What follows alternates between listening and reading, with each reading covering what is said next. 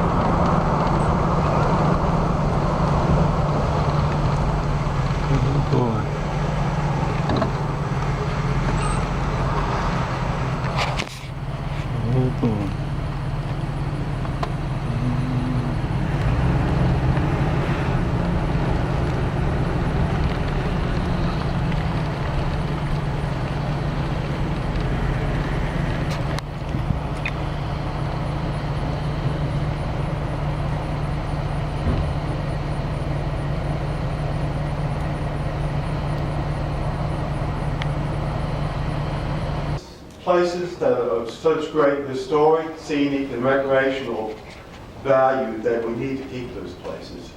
And what I would like to talk about particularly is the connection of the city to the James River. It's the James River that made Newport News what it is today. Unfortunately, if you go up to the upper two-thirds of this city, there are so many people that live up there that have no access to the river, unless they actually own some waterfront property. I live near this end of the city, and I go to Huntington Park, and I see a lot of people. The city estimated in 2013 that around 950,000 people visit that park every year. And you see, there's a great need for more waterfront, more access for various activities. So that is a really strong argument, I think, Adrian, is when you link it to the ability for the students to use this area for recreation and for. Did anybody mention anything about lights and a sports complex on City Farm? Did anybody talk about that at all? We talked about this about like the endangered species and like the habitat. They're like, oh. Did they respond to that very well?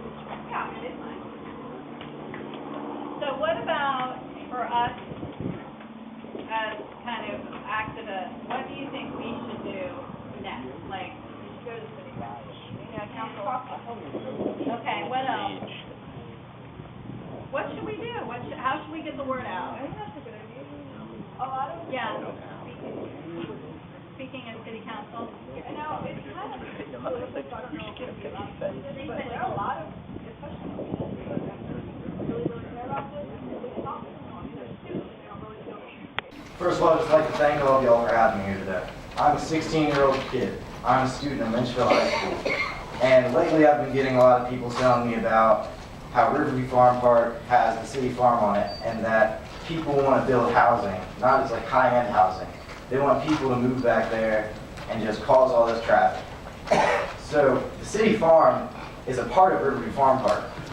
Taking the city farm and taking the overlook over the water over there is taking the Riverview and the farm out of Riverview Farm Park. We can't have this.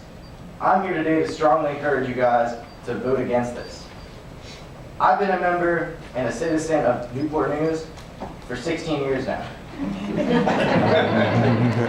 And I've been going to this park since I was about 5 years old. I've been playing soccer with the Newport News Parks and Rec Association for 10 years now. And every game, after win or lose, I'm always happy because I get to walk over the overlook with my father. every single game. And you guys taking this away, or voting for it to be taken away, to build development, will not go good with me. My nephew now does this. I walk with him after every single soccer game he has. I walk with him over this overlook. And I would hate to see it go, and I hate to see a bunch of high-end houses there, have a bunch of traffic over there. Thank you.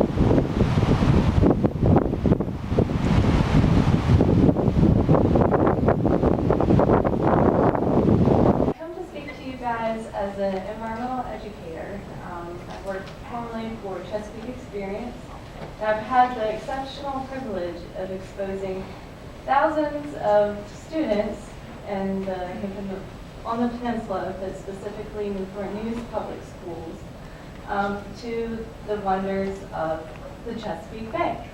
But unfortunately, the many locations that I had to do my kayaking trips, yes, we got to take these students kayaking, we actually had to go to York County boat ramps, okay?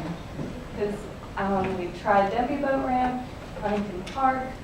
It's just, as far as accessibility for environmental education programs, just wasn't very suitable.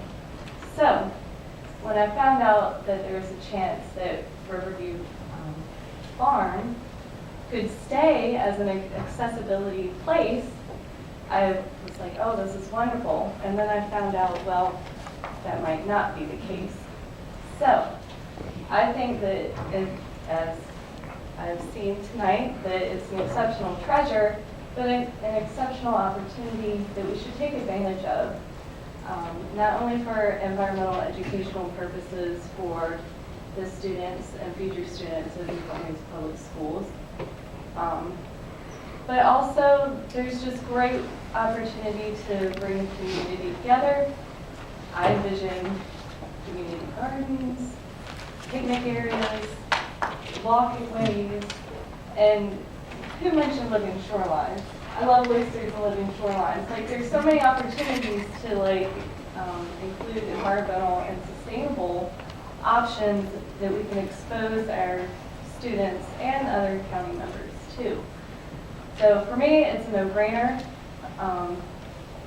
So I hope that you guys choose to keep City Farm as a favorite park and leave the access to the public.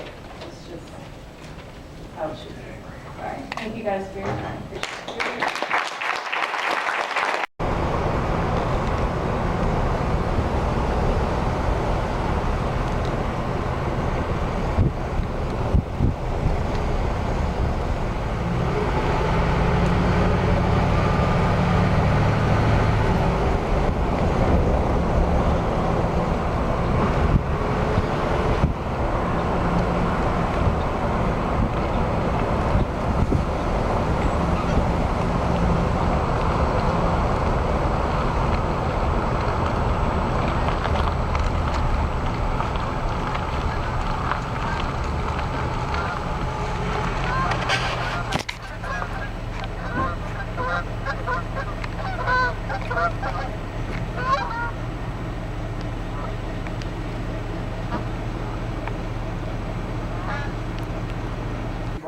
Tonight, there have been very eloquent speakers before this august group.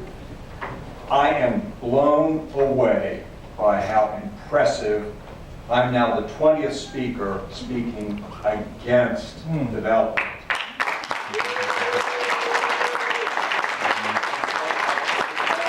I respectfully submit that I do honor your thoughtfulness.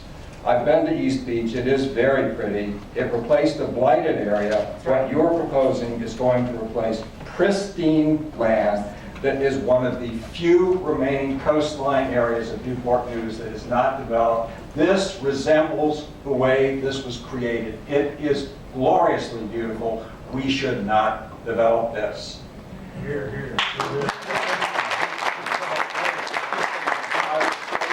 Green is a beautiful color. Cement and asphalt can in no way replace the beauty of this area. It should not be developed. Tonight, I call upon City Council to make and pass a resolution that will preserve this area as a public park, not a developed area. And I say this from my heart in the most strongest possible terms. I urge you to preserve this beautiful treasure that we will lose if it's developed. Thank you, and